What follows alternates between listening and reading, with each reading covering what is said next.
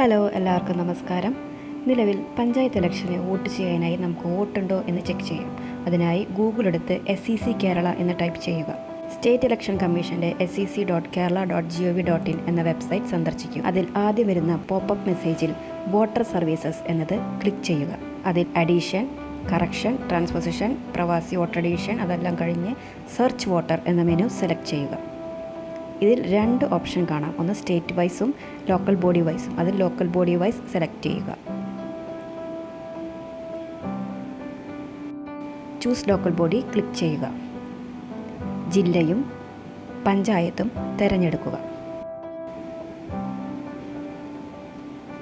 അതിന് തൊട്ട് താഴെ വോട്ടർ നെയിമോ വോട്ടർ ID കൊടുത്ത് ക്യാപ്ച കൊടുത്ത് സെർച്ച് ചെയ്യാം.